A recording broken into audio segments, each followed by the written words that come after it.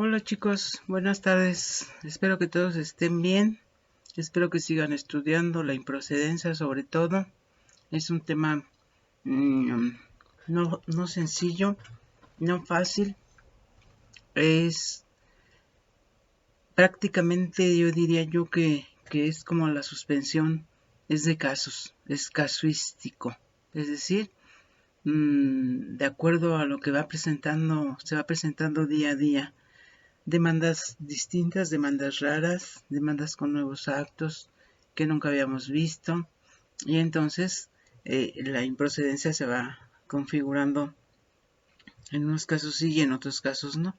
Lo ideal sería que todo el que elaboró una demanda de amparo tuviera un juicio y que ese juicio finalizara con una sentencia que le fuera favorable, sobre todo si es claro que la autoridad no actuó correctamente, pues sería muy bueno que sucediera así. Sin embargo, yo les he dicho, y aquí voy a reiterar algo, yo les he dicho varias veces que de un centenar de asuntos de amparo, 70% se sobreseen. ¿Por qué? Por causas de improcedencia, mayormente, y por causas de sobreseimiento. Entonces, acuérdense que unas están en el artículo 61 y las del sobreseimiento están en el artículo 63 que ya vimos. El desistimiento de la acción de amparo, el fallecimiento del gobernado si se trata de derechos personales, la falta de publicación de los edictos para emplazar al tercero interesado, el que sobrevenga o aparezca, se configure de esas causales de improcedencia que nosotros ya vimos. Seguramente ustedes ya tienen algunas, ya determinaron que algunas van a producir el desechamiento y otras no. Otras se pueden ir configurando a medida que avanza el juicio de amparo. Por ejemplo, el cambio de situación jurídica, ¿verdad? ¿Cómo lo va a saber el juzgador? Pues cuando venga el informe justificado, la autoridad se lo va a decir. Entonces, acuérdense que el juzgador recibe cosas de uno, cosas del otro, y está así, acordando. Pero cuando tiene que tomar una decisión, él no acuerda con nadie, él tampoco opina. Él decide con base en lo que se encuentra en ese expediente quién tiene la razón. Y si alguien no la tiene, pues entonces va a sobreseer. ¿Sí? ¿Qué es el sobreseimiento? Una forma de ponerle fin al juicio de amparo sin determinar sobre la inconstitucionalidad o constitucionalidad del acto reclamado y sin establecer o determinar responsabilidad para ninguna de las partes. ¿Sí? Causa y efecto. Improcedencia es la causa, el efecto es el sobreseimiento. No en todos los casos de sobreseimiento obedece a una improcedencia, sino que hay causas de sobreseimiento. Eso también ténganlo claro. ¿Sí? Justamente creo que en la clase anterior me quedé en lo que es el informe justificado. El informe justificado equivale a la contestación de la demanda en otro tipo de juicios. ¿Sí? Este es un juego de las partes. Este se queja de una cosa. El juzgador dice, oye, se vinieron a quejar de ti respecto de esto. ¿Tú qué dices? Y entonces le da la oportunidad, se llama garantía de audiencia, a la autoridad. Y la autoridad viene con su informe justificado y dice, oye, sí, es cierto que emití ese acto reclamado, pero fíjate que cumplí con todo lo que dice el debido proceso, ¿verdad, Luis? O con todo lo que dice la Constitución. Está fundado, está motivado, emitido por autoridad competente, no le falta nada, es lo razonable, lo que le estoy pidiendo o lo que le estoy requiriendo, o lo que le estoy determinando, es el razonable, hay proporcionalidad, hay equidad al determinarlo, es causante de ese impuesto, si es, mira, de tal año a tal año, me presentó declaraciones en este sentido y ahí justifica, ¿sí? Ahí dice por qué emitió ese acto de autoridad, ¿sí? Dice el artículo 117, que ya lo leímos, ya lo vimos, que la autoridad responsable deberá rendir su informe con justificación por escrito o en medios magnéticos dentro del plazo de 15 días, con el que se le dará vista a las partes. El órgano jurisdiccional, atendiendo a las circunstancias del caso, podrá ampliar el plazo por otros 10 días. Es decir, la autoridad tendrá que decirle, oye, fíjate que este es un asunto muy laborioso, muy extenso, son 15 tomos, no puedo rendirte el informe así dentro del plazo que establece la ley, amplíame ese término. Y el juzgador le puede conceder esos 10 días más.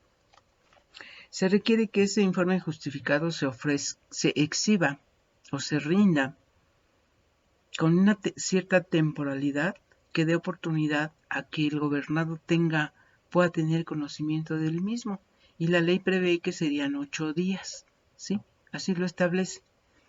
Si no sucede así, si llega el informe hoy y el viernes es la audiencia, entonces, y se celebra esa audiencia, entonces habrá una violación en el proceso, que la puede reclamar el propio gobernado. ¿Cuándo? Cuando dicten sentencia.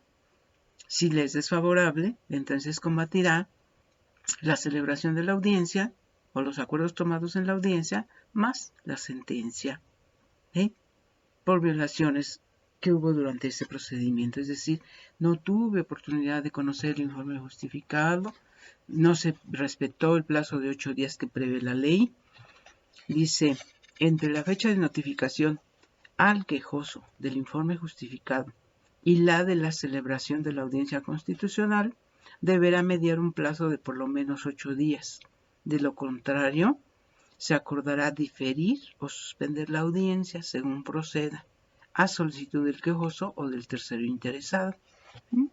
El quejoso puede, si se entera, en la lista se va a publicar que se manda a agregar el oficio número tal de X autoridad para que obre como corresponda, se va a enterar y entonces puede pedir que se difiera, es decir, que se señale una nueva fecha para que no se cometa esa violación procesal a la que me estoy refiriendo. Entonces va a pedir, difiérela, señálame una nueva fecha para que se celebre esa audiencia constitucional. ¿Cuándo se suspende? Yo les decía en la clase pasada que se suspende lo que ya se inició. Es decir, hoy es el día de la audiencia, es la hora, inicio la celebración de esa audiencia. ¿Cómo se inicia? Bueno, voy a señalar que nos encontramos en el estado de Aguascalientes, ciudad del mismo nombre, siendo las 9:05 del día, no sé qué día es hoy, 18 de mayo del año 2020, día y hora señalados para que tenga lugar la audiencia constitucional en este juicio de amparo número tal. Se procedió a celebrar la audiencia y ahí señalo si es con asistencia o si nadie asistió y hago el recuento de todo lo que está en el expediente. Por escrito presentado el día tal, se interpuso la demanda, se emplazó a las partes, todo el resumen de ese expediente, ¿sí? Eso es que ya inicié la audiencia. Si estando en medio de esa audiencia me doy cuenta de que se ofreció una prueba de inspección y esta no se ha desahogado, entonces suspendo esa audiencia, pero ya la inicié. Suspendo esa audiencia, le doy cuenta al juzgador para que comisione al actuario del juzgado a que acuda a desahogar esa prueba y una vez que tenga el acta correspondiente, se la entrega al secretario. Si ese mismo día lo hace, regresa a las 2 de la tarde, a la 1 de la tarde. Regresa el actuario y dice, aquí está el acta, ya está desahogada la prueba de inspección. Entonces el secretario reanuda la celebración de la audiencia, ¿sí? Va a señalar ahí que se comisionó al actuario que fuera a desahogar la prueba, que regresó a las tales horas con la constancia de que se desahogó la misma y que se procede a reanudar la celebración de esa audiencia. ¿Sí? No pasa nada. Hasta ahí. Ese es un caso. ¿Cuál es otro caso? Lo dice la ley de amparo.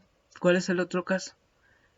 Que estándose iniciada la audiencia, estándose celebrada la audiencia, una de las partes presentó un documento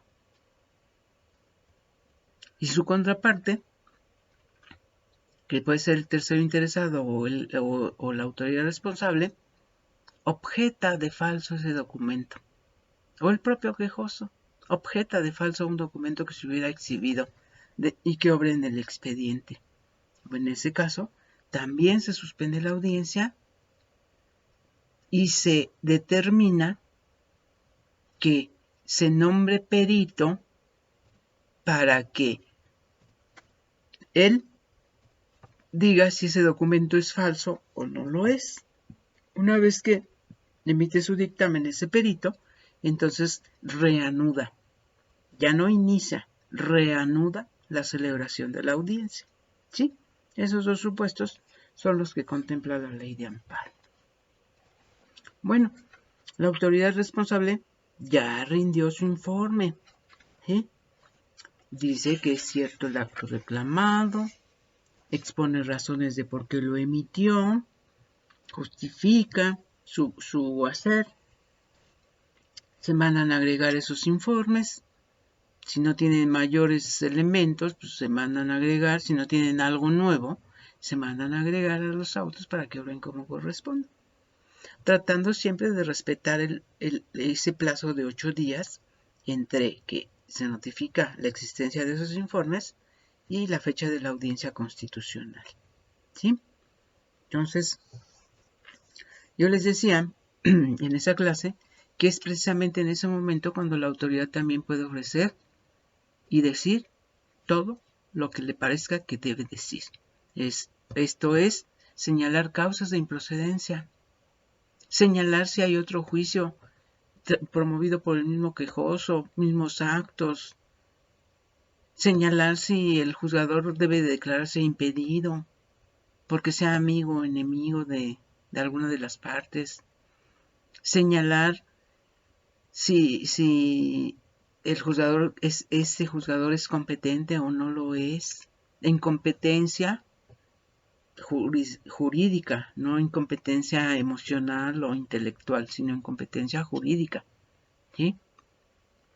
Es ahí, en ese momento, cuando contesta la demanda, que debe decir todas estas cosas.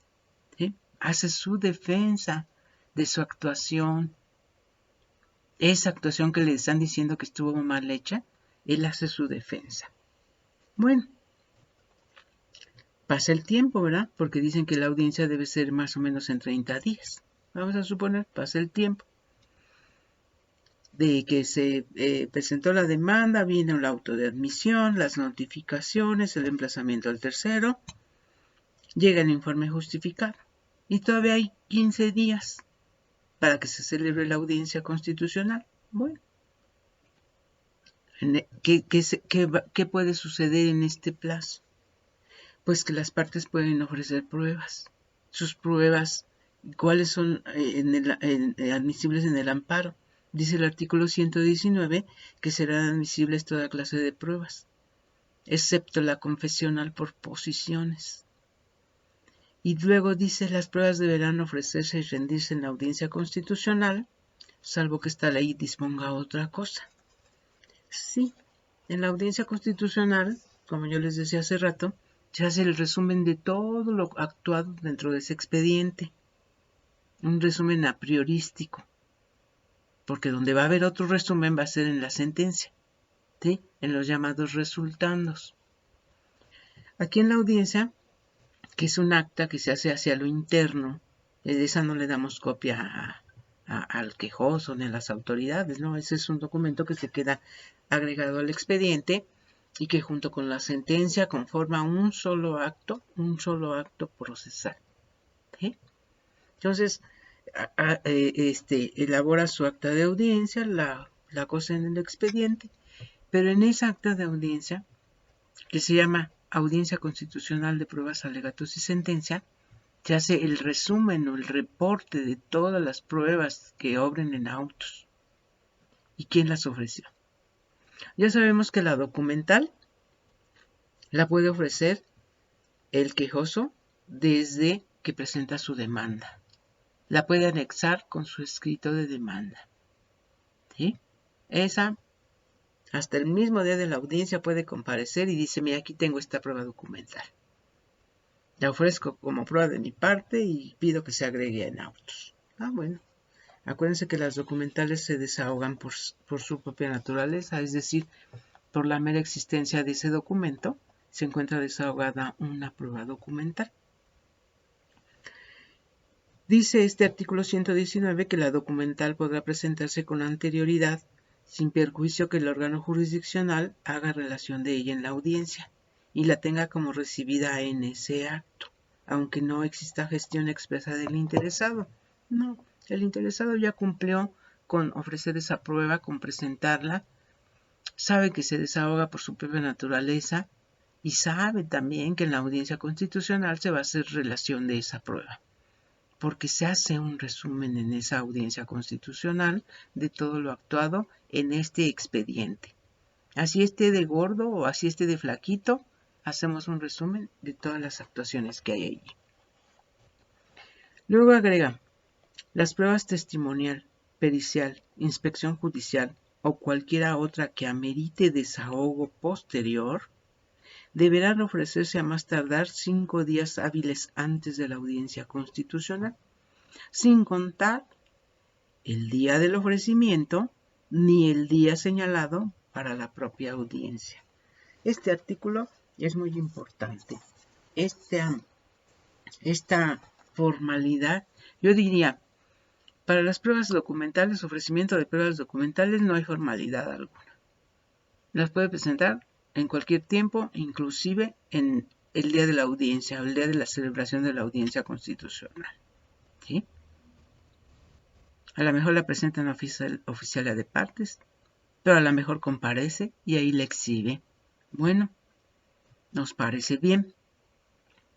No hay ninguna formalidad. En cambio, para estas 3 pruebas, testimonial, pericial e inspección judicial, se requieren formalidades y temporalidad.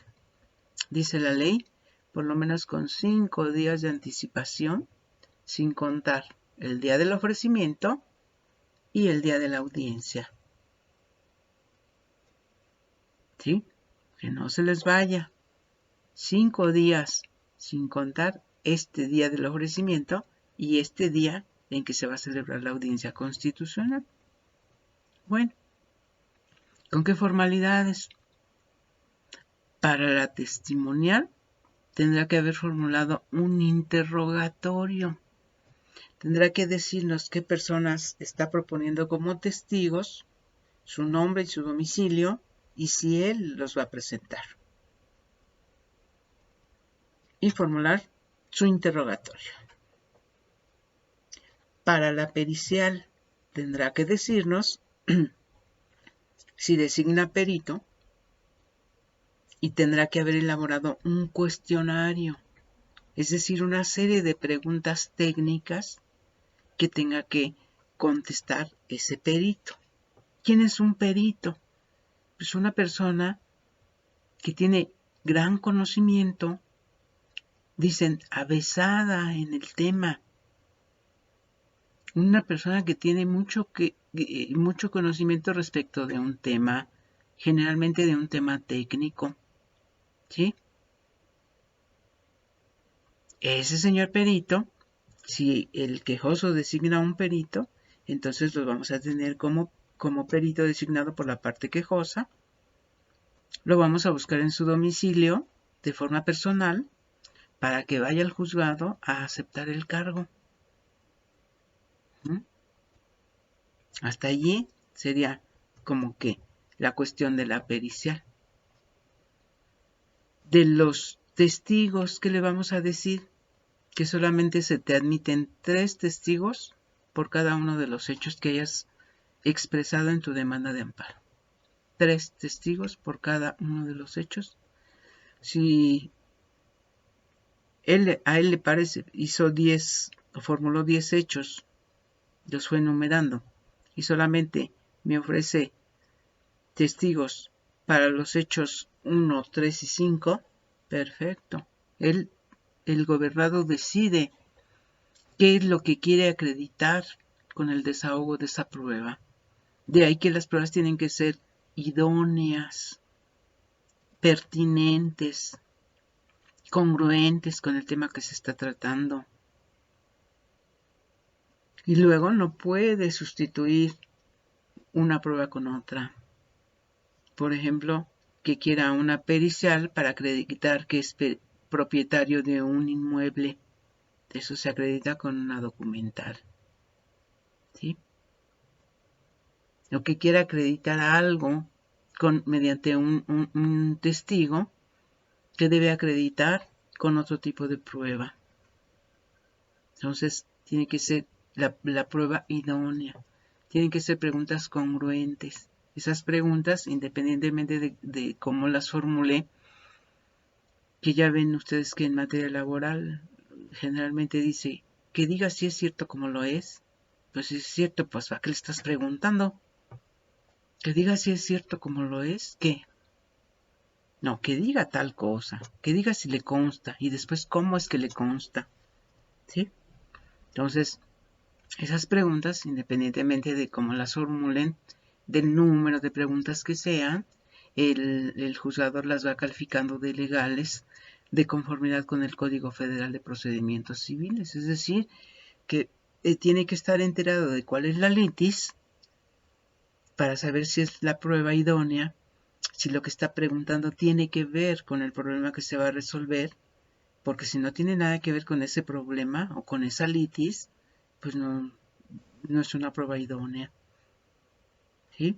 Entonces, el gobernador puede formular 50 preguntas por testigo. Y puede ser que de esas 50 preguntas por testigo solamente se califiquen de legales 10.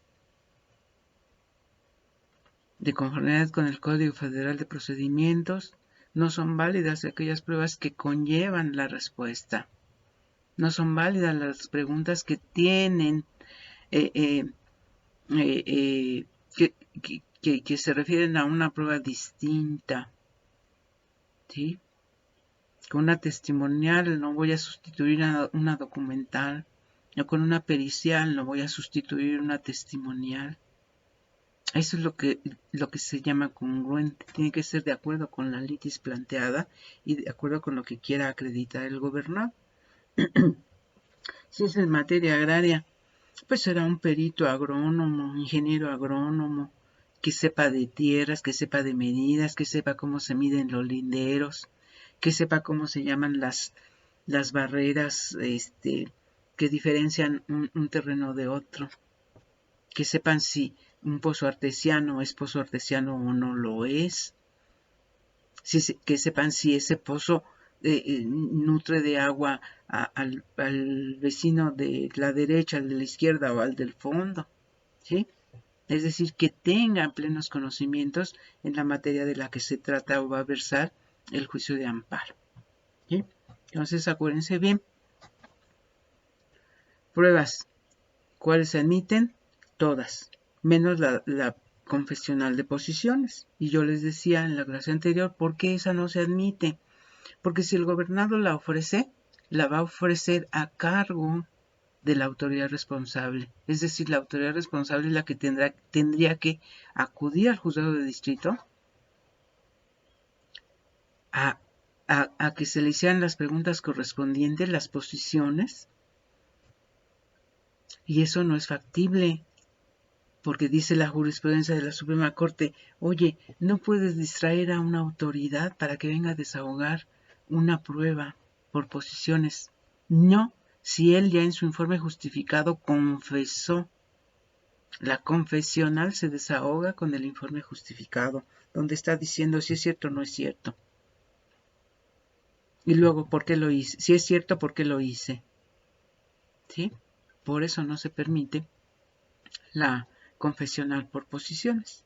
Primero, porque sería a cargo de un ente de gobierno, de un ente público, una autoridad, que puede tener miles de asuntos pendientes, que puede tener un montón de amparos y que puede no tener en mente cuál es el problema respecto del que va a ir a declarar. Dice la Corte, y tampoco lo podemos distraer si tiene tanto trabajo para que venga a desahogar una confesional por posiciones, máxime que en su informe justificado ya expresó lo que constituye su defensa. ¿Sí? Entonces, dice el artículo 119 que habla de las pruebas en el juicio de amparo. Serán admisibles toda clase de pruebas, excepto la confesional por posiciones. Nosotros ya sabemos también que se excluyen las que van contra la moral o las que van contra el derecho, las pruebas ilícitas. No le puedes dar valor a una prueba que se obtuvo mediante tormentos o mediante cuando estaban detenidos y tú empezaste a buscar pruebas. No, esas se llaman pruebas ilícitas.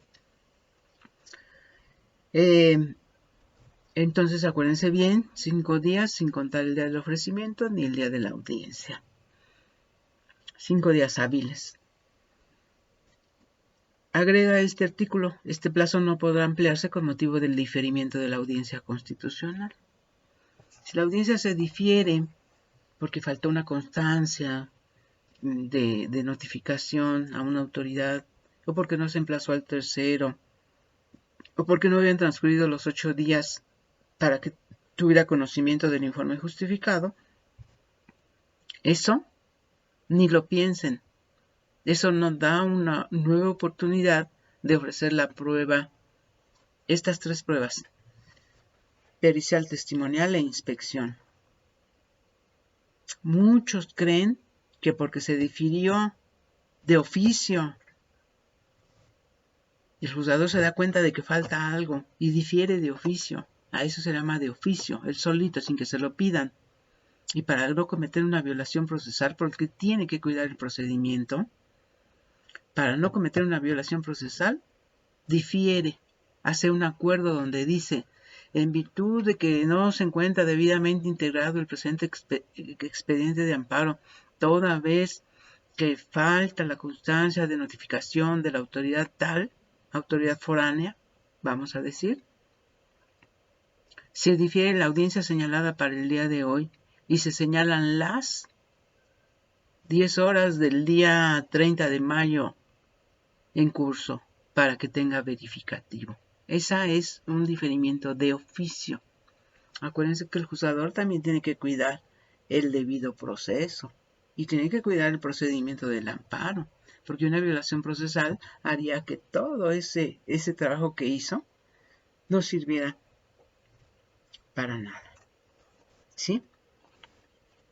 Entonces, acuérdense, el hecho de que se difiera no quiere decir que dentro de ese plazo en que se difirió puedo ofrecer estas pruebas testimonial, pericial e inspección judicial. Dice, este plazo no podrá ampliarse con motivo del diferimiento de la audiencia constitucional. Y luego da una excepción, salvo que se trate de probar o de desvirtuar hechos que no hubieran podido ser conocidos por las partes con la oportunidad legal suficiente para ofrecerlas en el plazo referido, por causas no imputables a su descuido o negligencia dentro del procedimiento. Es decir, si él en el último momento o un día antes de la audiencia se entera de que hubo tales y cuales acuerdos, decretos, actuaciones, no estaba en la oportunidad de los 5 días más 7, de ofrecer en tiempo esas pruebas de inspección judicial, testimonial y pericial. Pero tendrá que acreditarlo. No basta con decirlo, tendrá que acreditarlo. Mira, esto sucedió un día antes de que se de que se fuera a celebrar la audiencia constitucional. No tuve oportunidad, los desconocía completamente. Me enteré hasta ayer y ya no tuve oportunidad de ofrecer estas pruebas. Por lo tanto, en este momento se da el caso de excepción que contempla el cuarto párrafo del artículo 119 de la Ley de Amparo, y en consecuencia te pido que tengas por ofrecidas tales y cuales pruebas. ¿Sí?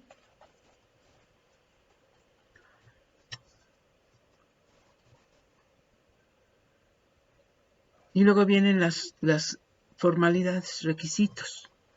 Para el ofrecimiento de las pruebas testimonial, pericial o inspección judicial, se deberán exhibir original y copias para cada una de las partes de los interrogatorios, al tenor de los cuales deberán ser examinados los testigos, proporcionando el nombre y, en su caso, el domicilio cuando no los pueda presentar.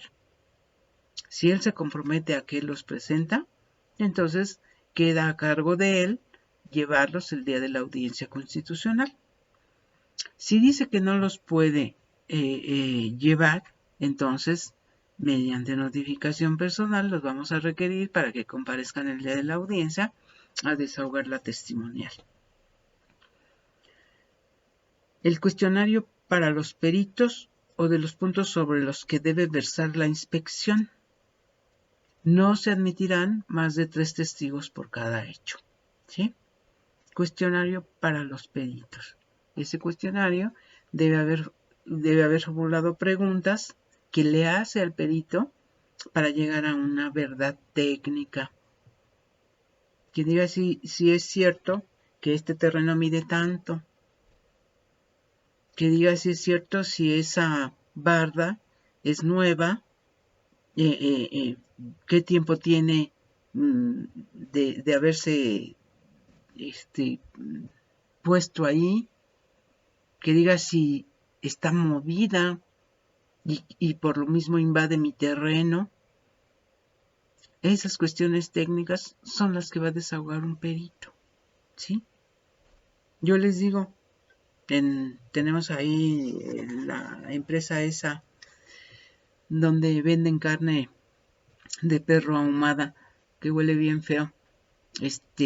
Si ofreciéramos una pericial sería de un químico, quizá de un biólogo, que diga si de alguien que conozca del medio ambiente, si los olores que expele esa empresa corresponderían a una carne sana, a una carne en buen estado, o bien a una carne que ya no es hecho a perder, una carne que ya está pasada, o como le quieran decir. Si es normal que huela de esa manera sobre todo en estos días de calor. ¿Sí? Si eso contamina o no el ambiente. Es decir, cuestiones técnicas, para eso son los peritos.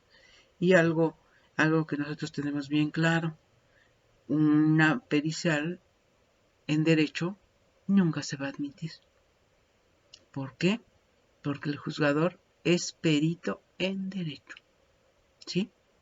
Entonces ni se les ocurra, porque entonces le estarán diciendo implícitamente, que no expresamente, hablando de el tácito y el expreso, el consentimiento, implícitamente le estamos diciendo que como es medio no muy listo, le estamos ofreciendo una pericial en derecho. Nadie se la va a admitir. Y es más, les va a poner una multa por andar haciendo esos ofrecimientos. ¿Sí? De la inspección tiene que señalar qué es lo que quiere acreditar, qué es lo que quiere que se constate. Si estaba abierta o no estaba abierta una empresa, si en el gabinete o en el cajón X de tal mueble había tales y cuales documentos o folders o carpetas. Nada más. Lo que va a captar con la vista, con los oídos, con el olor y con el sabor. Cualquier cosa que tenga que ver con los 5 sentidos. ¿Sí? Nada más de eso.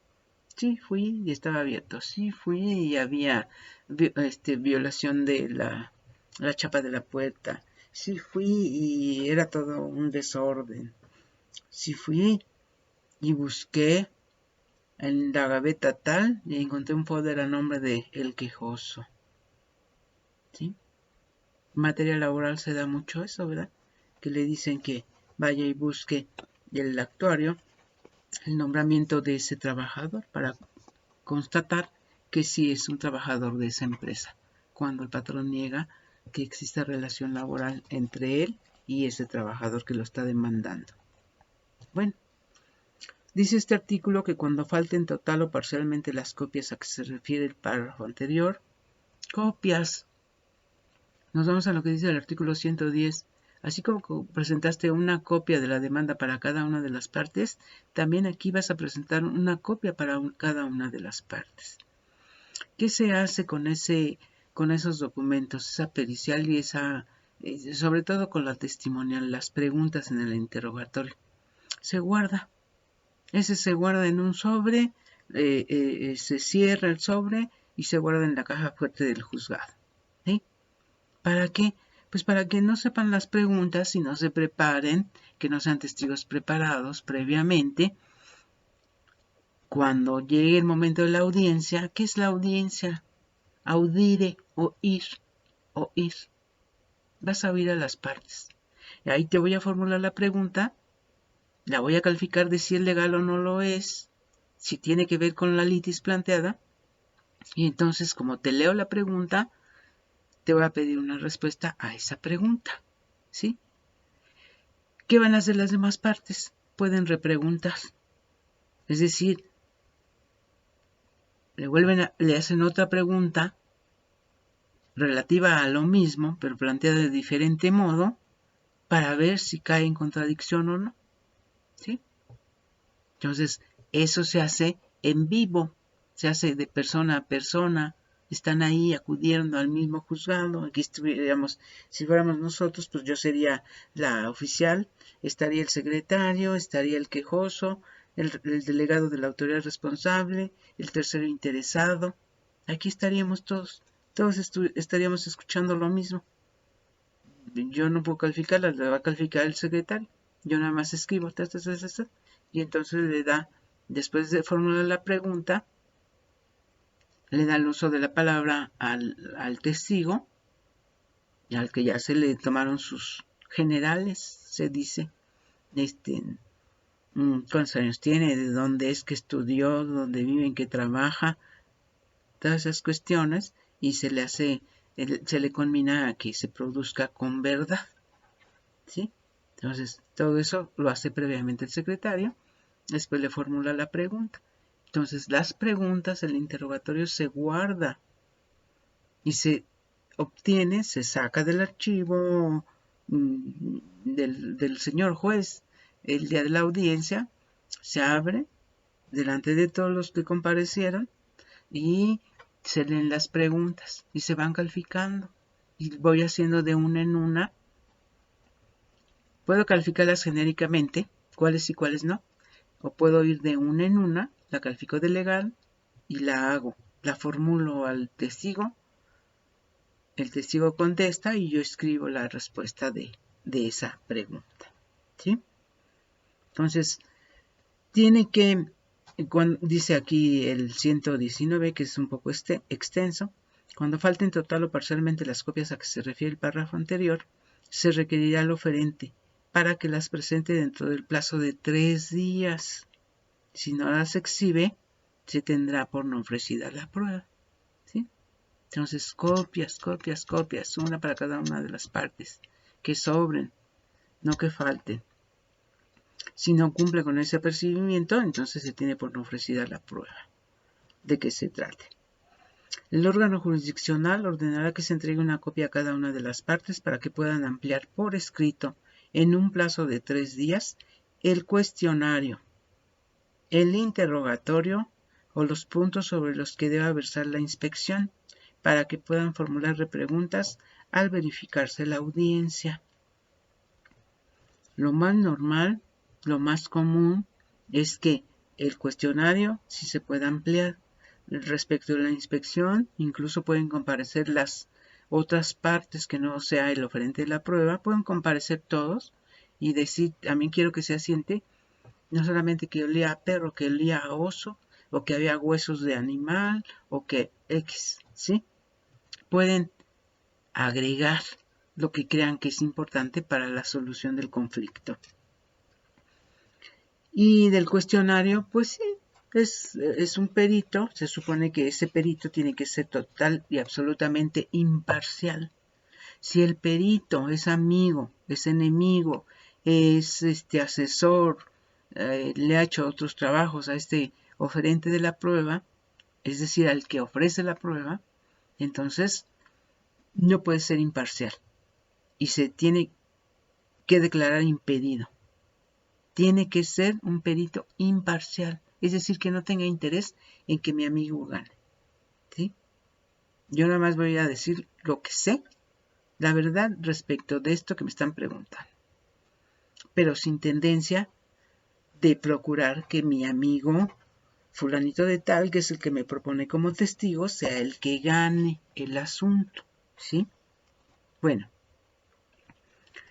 el artículo 120 dice que al admitirse la prueba pericial, se hará la designación de un perito o de los que se estimen convenientes para la práctica de la diligencia, sin perjuicio de que cada una de las partes pueda designar a uno para que se asocie al nombrado por el órgano jurisdiccional o rinda dictamen por separado. Designación que deberá ser dentro de los 3 días siguientes a aquel en que surta efectos la notificación del auto admisorio de la prueba. Los peritos no son recusables, pero el nombrado por el órgano jurisdiccional de amparo deberá excusarse de dictaminar cuando exista alguna de las causas de impedimento a que se refiere el artículo 51 de la ley. Al aceptar su nombramiento, manifestará bajo protesta de decir verdad que no se encuentran las hipótesis de esos impedimentos. Si yo ofrezco la prueba pericial, puedo nombrar mi perito, pero si no designo perito, el juzgador va a nombrar un perito. Ese perito generalmente se le conoce como perito del juzgado. ¿Quién lo va a pagar? El quejoso, el tercero, la autoridad o el juez.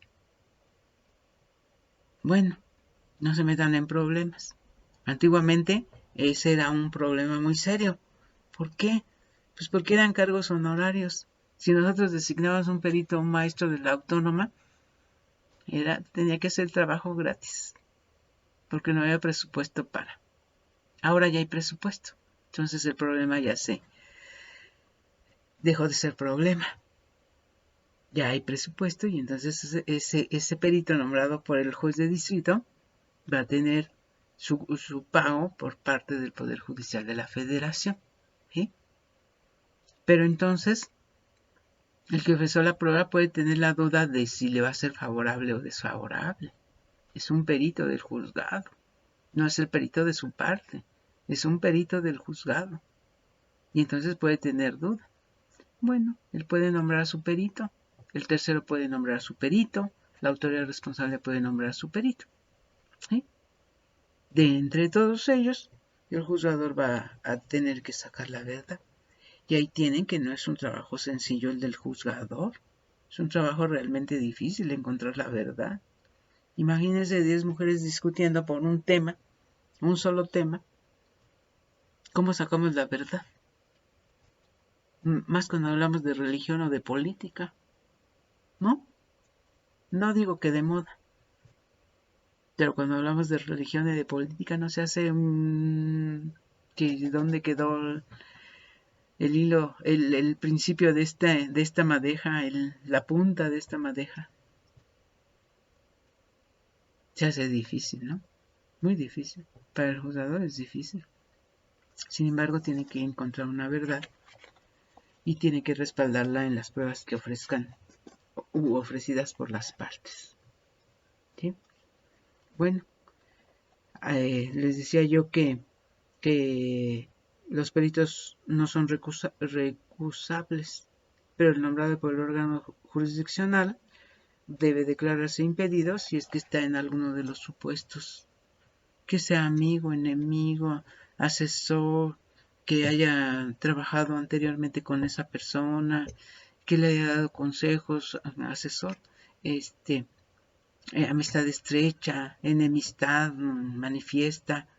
Bueno, entonces, como ya no va a ser imparcial, porque cuando uno se enoja con alguien y tiene que resolver algo de esa persona, pues ya no va a ser imparcial, ya va a estar más llevado por el enojo o por este me hizo esto. Y este es un momento en el que, la venganza es dulce, dicen algunos, pero decía Cicerón que la venganza es un plato de sopa que debe comerse frío. Y ahí le dicen, es el momento, aquí está fulanito de tal, el capitán fulanito de tal, que se casó con la mujer de la que tú estabas enamorado. Es tu momento. Y dice Cicerón, no. La venganza es un plato de sopa que debe comerse frío. Y eso quiere decir que yo decido cuándo y cómo. Lean historia, lean mucha historia, sobre todo ahorita que están en la casa. Lean mucho. Bueno, ¿qué va a pasar después de que tengo de que tengo esas pruebas? Bueno, en ese plazo que todavía me quedan, en esos días que me quedan previos a la celebración de la audiencia, voy a ordenar que se desahogue esa prueba, que se vaya desahogando, sobre todo la pericial. La testimonial se va a desahogar hasta el día de la audiencia. La inspección puede ser el día de la audiencia. Antes de preferencia, mejor. Para que el día de la audiencia no tenga que suspenderse, sino que se vaya de seguido y sin tropiezo, como dicen algunos. Entonces, ¿qué sigue después de esto? Después del ofrecimiento de las pruebas, el desahogo de esas mismas pruebas. Cuando rinda su dictamen el perito, le vamos a requerir de que vaya al juzgado y ratifique el contenido de su dictamen. Y así queda perfeccionada el desahogo de la prueba pericial. ¿Sí? Además de que le vamos a decir que por favor comparezca a la audiencia porque le pueden hacer preguntas. Que vaya, que esté allí. ¿Sí? Y entonces, pues si es un ingeniero, si es un médico, si es un técnico en algo, evidentemente que va a cobrar sus emolumentos, ¿verdad? Y él irá determinando al final del juicio cuánto es lo que se le adeuda. Bueno, que si no se le pagan, pues después va a tener problemas de demandar y porque son cuestiones que tienen ingresos que tienen que ver con su patrimonio. ¿Sí? ¿Qué seguiría? El acta de audiencia o la audiencia constitucional, acuérdense que se llama de pruebas, alegatos y sentencia. Entonces, de esa vamos a hablar en la próxima clase. Mientras, por favor, vayan leyendo, estudiando, tratando de entender más a fondo. Hubo una chica que me hizo en su trabajo de improcedencia, me citaba algunas tesis. Eso es bueno, lean tesis. No todas son pertinentes. Yo diría, pues váyanse más a las de las salas de la corte y a las del pleno. De colegiado, pues encontramos unas que dicen que sí, del mismo tema dicen que no, y luego vuelven a decir que sí. Entonces es variable, son variables los criterios. Al fin y al cabo, como dicen, cada cabeza es un mundo y van resolviendo y nos van creando cierto conflicto. Hasta que al final la Suprema Corte decide en contradicción de criterios, cuál es el criterio que debe imperar. Y si ninguno de esos dos, entonces se emite el que debe ser, cómo debes interpretar ese artículo. ¿Sí? Muchas gracias, nos vemos mañana.